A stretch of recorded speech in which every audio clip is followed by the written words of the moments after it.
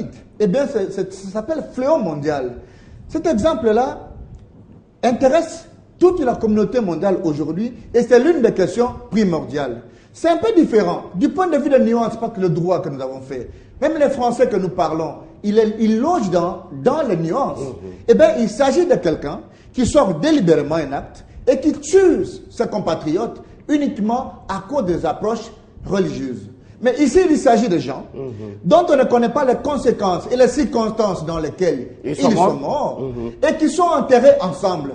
Je vous rappelle, vous connaissez le génocide de Gatumba. Je l'ai toujours dénoncé, j'ai dit, ma foi, tant qu'on n'aura pas fait une enquête et dénoncer des gens, plutôt les sanctionner, ceux qui ont tué nos compatriotes à Gatumba, eh bien, je vais continuer à donner comme exemple. C'est différent du point de vue des nuances, aussi bien en droit qu'en français. Qu'on tue des gens par des djihadistes et qu'on regrette cet acte-là du point de vue mondial. Mais dans notre hypothèse, il s'agit des gens, parce que jusqu'aujourd'hui, on parle de l'enquête. Mais l'enquête, c'est quoi à la fin? L'enquête, c'est l'instruction du procureur. L'enquête, ce sont des débats que nous faisons. L'enquête, mais c'est l'exhumation des corps. Mais s'il y a des autorités, l'une, porte-parole du gouvernement, c'est Mathieu qui le dit, je ne l'invente pas. Deux, chef de la territoriale, et qui se contredit sur la démarche du droit, eh bien, du point de vue pathologique de la recherche, il y a un problème. Et donc, il y a cette politique d'essai erreur. À mon niveau aujourd'hui, je le dis, cher papy, eh bien, si on n'a pas trouvé des responsables, les Congolais vont encore une fois, mourir dans leur amertume. Il faudrait qu'aujourd'hui, que le chef de l'État, comme il est garant de la nation, et je crois encore à Kabila, qui donne des instructions claires, parce que les enquêtes, on les connaît. Nous connaissons qui est notre magistrat. Nous connaissons comment on fait les enquêtes. Il ne faudrait pas que tout le monde, comme on a tendance à le dire chez nous, parce que Papi Tamba s'estime être de la majorité, il croit que tout celui qui est en face de lui est de l'opposition. On n'y est pas, je ne suis pas de l'opposition. Je suis un citoyen congolais. Je débat républiquement. Et donc, j'estime qu'il faut une enquête sérieuse. L'enquête sérieuse sous-entend quoi? Pas nécessairement une enquête internationale. Mais Papi, il y a des juges qui sont connus dans notre pays. Des juges qui sont quand même d'une expertise avérée. Il y en a. Même dans la magistrature, on les connaît. Qui y ait des juges ad hoc, avec une mission claire, pas des juges traditionnels, suivez mon regard, qui suivent une question terrible. Pourquoi je le dis? Je le dis pour l'intérêt de la République. Parce que nous sommes à un moment crucial de notre histoire politique. Nous sommes en face de 2016. Si nous, Papi Tamba et moi, Mathieu Kamango aussi, nous ne nous lèverons pas parce que nous savons qu'il y aura la tenance dans ce pays, nous sommes en paix. Mais il y a des gens qui ont besoin des intérêts du Congolais et qui vont se servir de tous les éléments pour nous nuire. Mais si nous sommes intelligents, qu'est-ce que nous faisons? Papi Vous évoquez un point très important. Répondez à cette question. Est-ce que c'est pas... Comment expliquez-vous cet acharnement des médias occidentaux? Je réponds à une question justement en disant que nous sommes en face d'une dynamique qui veut, parce que vous l'avez évoqué, en oubliant un principe qu'entre les États, il n'y a que des intérêts. Pourquoi on fait la politique de départ des mesures, Papi Tamba? Ce n'est pas un cours que je donne, mais je vous rappelle des principes que vous êtes censés mieux connaître parce que je vous vois lire dans les yeux. Entre les États, c'est un jeu d'intérêt. Le Kenya, vous savez ce que représente le Kenya. Le combat pour le terrorisme, vous savez ce que ça représente. Mais nous sommes en face d'un cycle électoral et avec les embûches telles qu'on nous amène de faux dossiers. C'est pourquoi il faut qu'on en appelle à la responsabilité. Vous avez cité les autres. On doit clarifier les dossiers. De toute personne. Si l'hôtel de ville débouche des moyens, à un moment donné, il faut qu'on pose la question à André Kimbuta. Vous avez fait 8 ans à l'hôtel de ville. Vous n'avez pas de moyens, vignette patente. Tout ce que vous savez, pour enterrer les Congolais dignement, soit-il de Mbandaka, de Kataokombe ou d'Ankoro. Deuxième question, quelles sont les statistiques des morgues? Comment vous enterrez les gens? Comment vous les gardez? C'est aussi des questionnements. Troisième chose, vous les avez enterrés une opération de routine. Vous les avez enterrés avant où? Et alors, c'est très grave si on répète même qu'on enterre des gens par des fausses communes, pas une opération de routine. Et c'est très grave. En quoi c'est grave? En quoi c'est grave des gens qui abandonnent les leurs faute de moyens? Et le gouvernement s'est dit, on doit les enterrer. Même si on pouvait enterrer les gens comme des musulmans, ça veut dire sans cercueil, avec un drap. Donc le drap peut coûter 5 $ au grand marché. Et donc, on peut prendre même des prisonniers, on les amène dans une brousse. Chaque prisonnier peut avoir comme sanction, comme peine du jour, je sais pas moi, creuser une tombe, et on met quelqu'un, au moins on met un signe, on dit, on a enterré telle personne ici. Il y a des opérations, on a la police scientifique, d'identification de l'ADN, avant d'enterrer, pour dire, retirer même l'ADN de la personne, pour qu'un jour aussi la famille, parce qu'il peut arriver que quelqu'un tombe malade sur le boulevard, la tête est partie, on ne sait pas l'identifier, on l'amène à la morgue. Après un mois, on doit l'enterrer, n'est-ce pas? Mais un jour, si la famille se rend compte qu'après la disparition, il y a quand même... disparu. Alors, il faut quand même qu'il y ait une responsabilité. Pourquoi on n'évoque pas ces questions, papy? C'est ça mon inquiétude, mais je me dis, je vous lis dans la... Il a déjà répondu en disant qu'il faut attendre les résultats de l'enquête. La parole, je sais que vous ne tombiez pas dans ces erreurs-là. Aujourd'hui, il faut que tout le monde se taise. Si c'est la place à la justice, donc on donne la place au procureur de la République avec tous les autres. Mais j'estime qu'il faut une adhésion assez musclée dans l'analyse de la question pour qu'un jour, ça n'atteigne pas nos autorités que nous protégeons. Très bonne si chose, nous Laurent. nous complaisons, vous allez voir que ça va nous poursuivre et nous prenons rendez-vous avec l'histoire. Très bonne question, Laurent. Alors, je reviens à vous, à Papi Tamba, qu'on cherche à savoir. Laurent a ouvert une parenthèse. Je crois qu'il faut s'atteler là-dessus. Nous sommes à la veille déjà des échéances électorales en RDC. Est-ce qu'il n'y a pas ça aussi comme un autre point où on cherche toujours à toucher à la RDC? Vous avez tenté de changer la Constitution. On l'a dit, le peuple aurait bloqué que vous puissiez changer les 220, les glissements aussi. Et à tout prix, il y a eu les I en a marre. Et maintenant, nous en sommes à la fosse commune. Et d'autres parlent même déjà des charniers en République démocratique du Congo. Votre point de vue? Le mot est trop fort et j'ai comme impression que notre opposition aujourd'hui perd un peu l'essence des mots. Vous savez, bousculons la mentalité. Ça, c'est vrai. Cherchons à être élus sur la base des programmes. Allons voir le peuple présenter notre capacité de diriger le pays et non chercher à exploiter les malheurs du peuple congolais qui est censé nous unir. Monsieur Mathieu, c'est ici le lieu de rappeler un cas. Ça s'est passé en France. En période préélectorale. Pas 18 mois comme c'est notre cas, c'était à quelques mois. Il s'est passé un dossier, c'est le dossier libyen. Ah, voilà. Avec le dossier libyen, il y a le fils Kadhafi qui fait une déclaration en indexant le président Sarkozy pour dire que voilà, nous aurons donné de l'argent au président Sarkozy, il faudrait que le président Sarkozy puisse les rendre.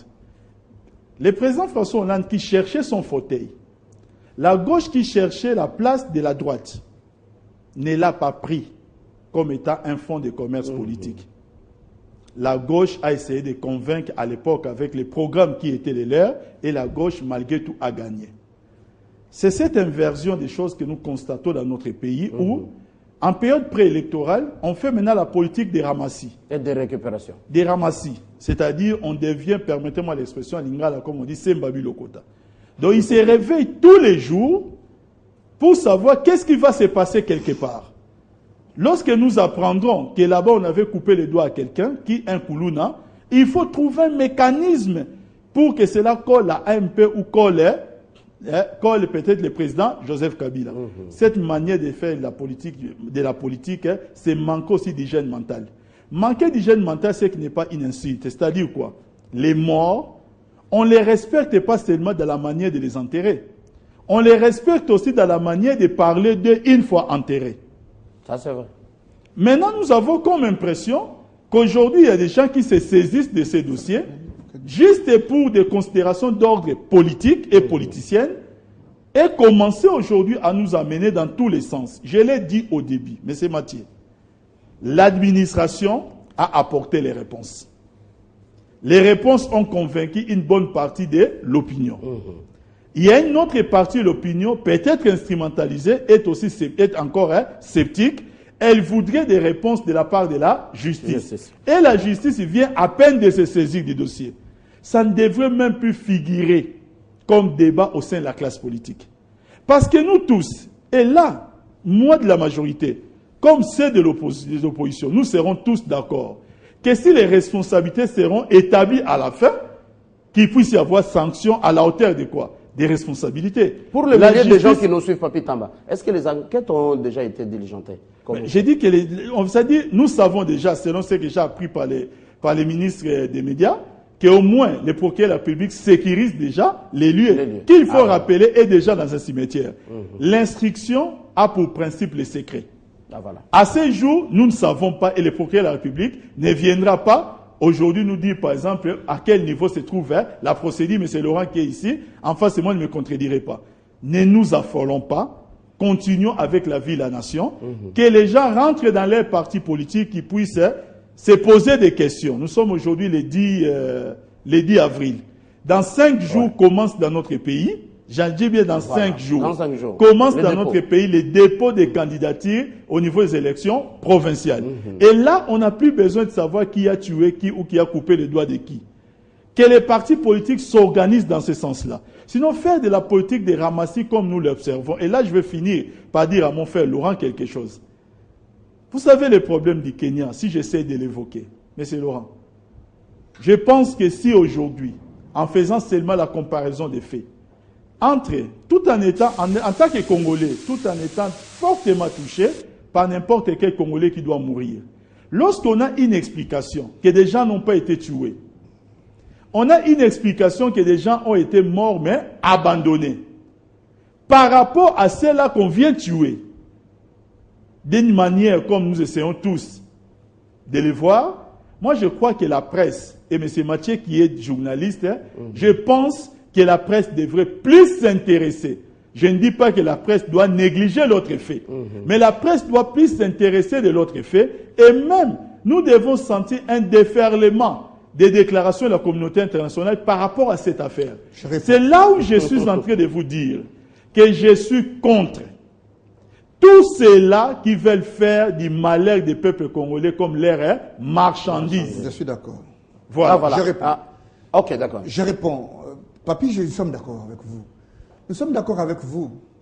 Mais vous avez évoqué aussi un cas pathologique en disant les morts, on ne les respecte pas parce qu'ils sont morts, mais aussi parler d'eux dignement après leur mort, entre guillemets, constitue aussi une sorte de respect. Mais vous avez oublié un élément. Y a-t-il confiance entre le peuple et les magistrats instructeurs? L'appareil judiciaire. Vous avez oublié un élément. Y a-t-il encore confiance entre le peuple et la classe politique?